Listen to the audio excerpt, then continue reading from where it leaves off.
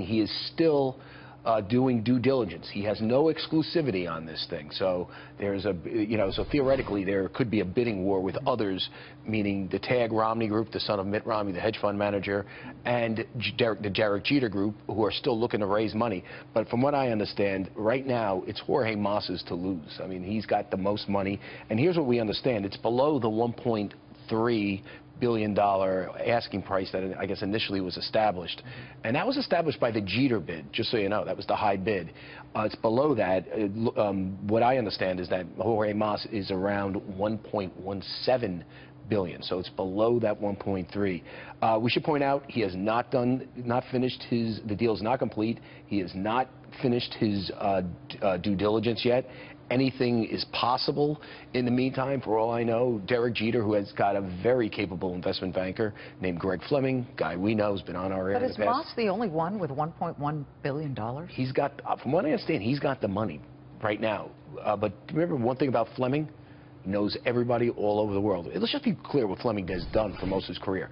He was a guy that put major deals together. He did the BlackRock Merrill Lynch deal, where Merrill Lynch bought 50% of BlackRock. I mean, he's done some major financial transactions. When he was at Morgan Stanley, and he was the #2 guy, he was the guy that saved Merrill Lynch. You know that. He sold it. He sold it to Bank of America during the financial crisis. He was the banker, as the #2 guy at Merrill Lynch at the time.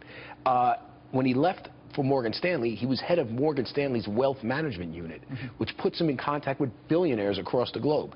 He has sources. He can go. Listen, I wouldn't be surprised if he got a Chinese guy, one of his Chinese connections, because he does business in China.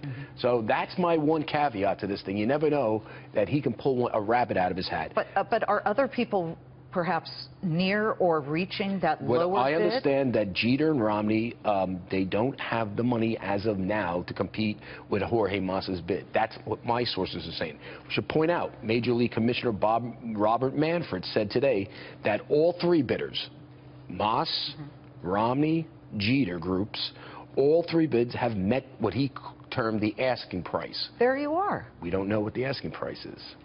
Well, didn't they judge it at 1.3? Maybe it's 1.1, and now he's got, or maybe it's 1, and he's got the highest at 1. I'm just telling you, this is a moving target. This is hard. And I've been given pretty good assurance that the guy they really want to buy is the guy with the deepest pockets, the guy that can put up more of the money himself, the guy that has local connections. Jorge Mas, who's a local Miami businessman. His father was very big in the Cuban refugee community, opposition to Castro. I mean, this is the guy that seems to have the inside track. But anything is possible. And I think, my guess is we're going to hear something about this during the All-Star game.